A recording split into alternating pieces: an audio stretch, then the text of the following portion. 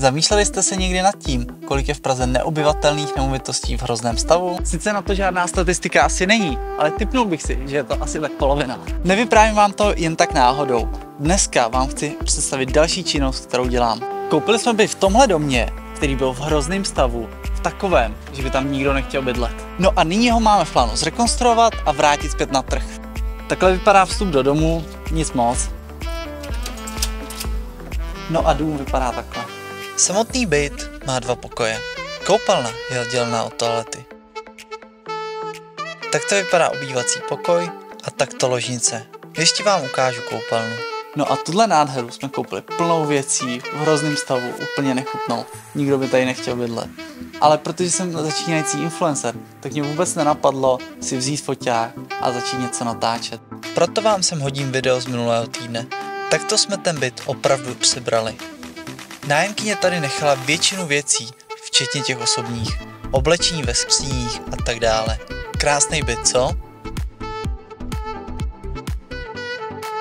Chlapi tady makají už 3. den, stihli všechno vynosit, odvízt, vybourat pár věcí, včetně koupelny, oškrábat zdi. Dneska jsme si tady rozkreslili zásuvky, někde se bude přizdívat, udělají se sádrokartonové podhledy, pak se tady začne dělat elektroinstalace, vodoinstalace, prostě kompletní rekonstrukce. Máme tady takovýhle pěkný dveře, kterým uděláme jenom facelift. S čím se často nesetkávám, je elektroměr v bytě. Dnes se budu snažit o to vykomunikovat spray, přisunutí z bytu ven. Je tady i samostatná toaleta, v ní přidáme i umyvadlo. V bytě jsou vyměněny okna, hotové špalety, tudíž máme i úsporu nákladů. Sundali jsme taky parkety a pod nimi jsou takovýhle prkna. V bytě je i plyn, který necháme odpojit. Odvezly se 2 velký kontejnery, ale stejně tady zbývá tahle hromada plus tamhle suť. Máme tady trošku komplikací s kuchyní. Nevychází nám totiž, aby se tam všechno vešlo. Přes, myčka, trouba, sporák a lednice. Prostě to místo je moc malý. Tudíž lednice bude muset být někde stranou. Jsou tady různé výšky podlah, takže nám tady vzniká trošku komplikace. Díky vysokým stropům schováme boiler do podhledu.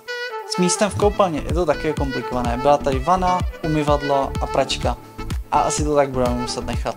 Trochu vás také nechám nahlídnout do časové osy tohohle projektu. Protože peníze mají také svoji hodnotu, tak jsme se snažili, aby nám byl byt předán co nejdříve, to znamená po zaplacení kupní ceny a návrhu na vklad na katastru. Celou rekonstrukci bychom chtěli mít hotovou do 1 měsíce a byt hned vrátit na trh.